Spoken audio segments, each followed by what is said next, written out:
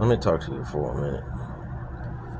I think a lot, and I think a lot about how dark the world is. I think a lot about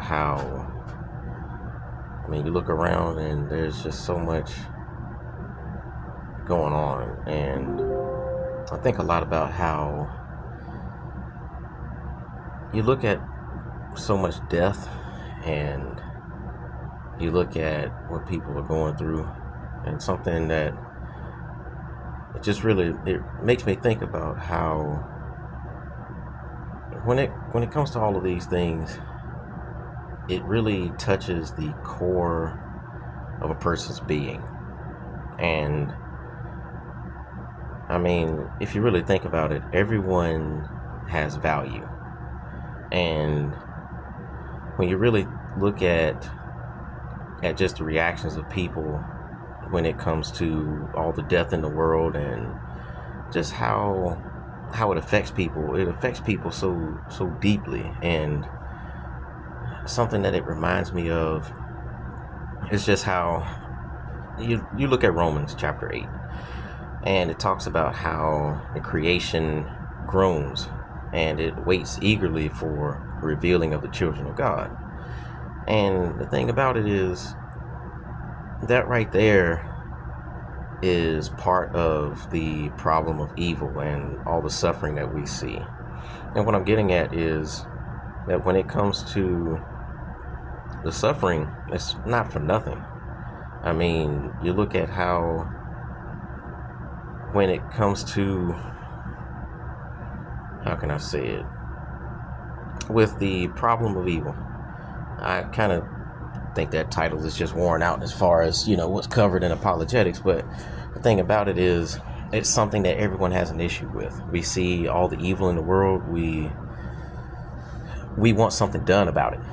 A lot of times we look to God and we are just wondering where he is, if he's going to do anything. Does he actually care? The thing about it is, God does care. And we have to realize that free will is part of it, whether we want to admit that or not.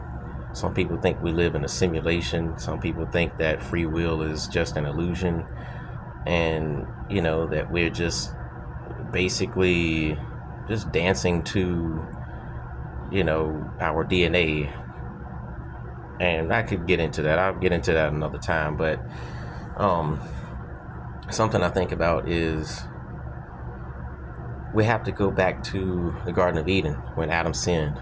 That was where it all started. That's the reason why we are where we are. And when we look at all the evil in the world, we would love to have something done about it. The thing is, though, I believe that I would say that our greatest heart's cry is that we long for freedom from what we see. We long for freedom from the decay, the darkness, the death. And the thing about it is, God's going to do that. He's just not doing it right now. And I understand where people are coming from when we see certain things. And the hope that we have is in what God is going to do. He's going to restore everything to what it was supposed to be, which is without sin.